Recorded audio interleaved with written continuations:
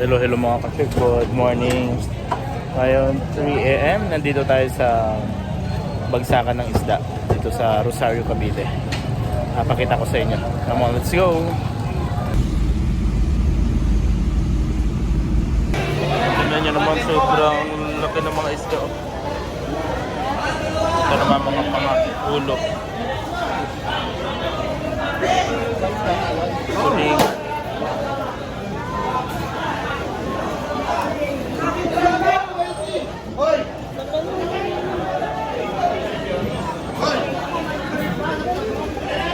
Yan mga katrip, habang pag nandito ka, kailangan magdala ka naman timba, kasi walang silang plastic.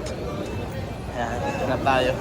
Medyo nga lang dito, syempre maulan, matubig, maputik, pero syempre makakamura ka. Live, may mga tilapiyang live,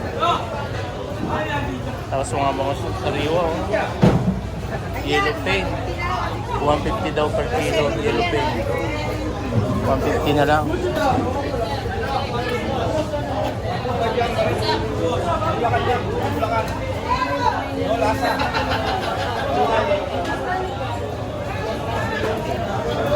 Sobrang dami pagpilian. Ayan. Eto na! Maya-maya. 55. 55 ito. 90. Bangos 120. Dito nakalatag na lang, oh. Ano tawag dyan sa isda na yan? Daragang bukid. Wala po. Uliit. Ito naman lalaki isda, oh. Hindi po kuya. 2.5 kilos malalaki, oh. Sige lang po. Tuna. Ano? Ilang kilo kaya yan?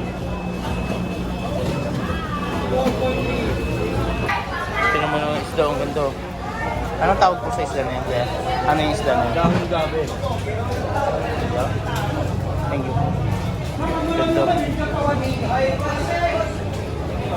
Bangus. Iba-iba. Sabal mo. Saban. Sabado. 120 na lang, 120. 120. 120. Mukhang bangus.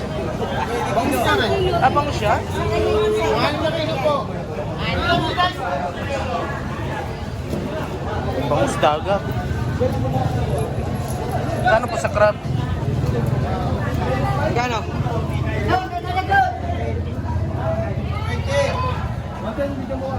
Magkano daw? Ayan, dito tayo sa market. Ayan mo, sobrang dami ng tao dito. Kaya lang, syempre wet market. Syempre mabasa, maputik, umuulan. Ayan, andito po tawaran. Ayan, mga banya-banyera. Iba may kiluhan. Depende.